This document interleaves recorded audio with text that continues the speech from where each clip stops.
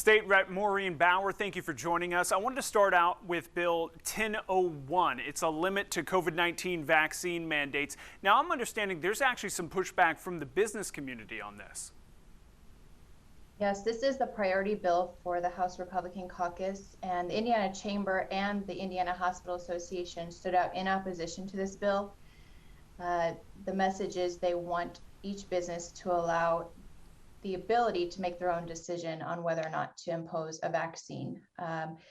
We're going into year 3 of this pandemic. Our small businesses and businesses of every side have been impacted, and we stand with our healthcare workers and the business community in saying that the vaccine is safe, it is effective, it is free, it is the best way to move beyond this pandemic, to ensure that our workforce continues to stay employed, but employed in safe working environments. Same with our school children. For those students who are not even eligible for a vaccine yet, we must do all we can to ensure these safe working and learning environments to keep our businesses and our schools open. And one of the pushbacks against the federal vaccine mandate has been there should be more local control, more state control, but this actually seems to kind of take away a bit of that local control over how to handle the pandemic. Right, even with the recent SCOTUS ruling, it still allows businesses to make that decision whether or not they want to require a vaccine. And House Bill 1001 will take away that decision-making process from Indiana businesses.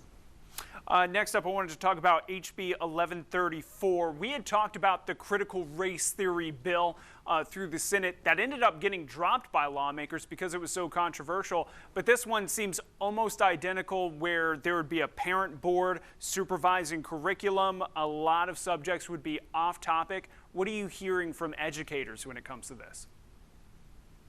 Well, teachers have made their position loud and clear that we need to trust in the ability for our teachers to do their job and do their job well.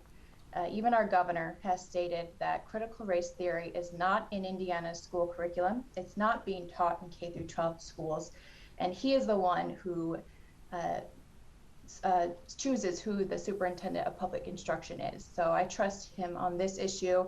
And listening to our teachers, we must allow teachers to do their job. So House Bill 1134 has some really dangerous language which will threaten to take away teacher licenses in a state where we already have a teacher shortage. And so just as dangerous as House Bill 167, which gained national attention across the country, is a bill that we should really put behind us and focus on the real issues that our Hoosier families are facing. Now, I'm wondering, because I think at the heart of this, besides people wanting certain subjects, just they don't want to see them in public schools or taught to their child, but it really comes down to parent control. Is there an issue with that, or are there unintended consequences? Parents should absolutely be involved in their school curriculum, but by going to the State House and asking for this to be law, a new law created, which has been largely brought to us just by the national political rhetoric that's going around critical race theory. Unfortunately, that has come to the state of Indiana. And so teacher involvement with parents absolutely is something that's gone on for a long time with parent-teacher conferences and all that sort of thing. But by creating this law, it's just not what we should be doing to put our trust in our educators and to support them and encourage them to come to Indiana and teach here. And last one I wanted to talk about was 1077, which would eliminate the need for handgun permits in Indiana. Now, the right to carry and bear arms is a constitutional right, so why should we have to pay for a permit to do that? Well, the permit was actually made free a couple years ago in the state of Indiana, and so that has been taken care of previously. This bill eliminates the permit process altogether. So currently, as it is now, there is no fee. That money from the fee would go to law enforcement. It directly funds their ability for ammunition, for firearms, and for fire training. So that has been taken away a couple years ago. This permit process that's currently in place allows our law enforcement to be safer while on the job. And House Bill 1077 received overwhelming opposition from law enforcement. The Indiana State Police, the FOP, the Indiana Association of Chiefs of Police all state that the permit process that's in place keeps them safe and keeps our communities safe. The bill author himself even polled his district, and 64% opposed this bill.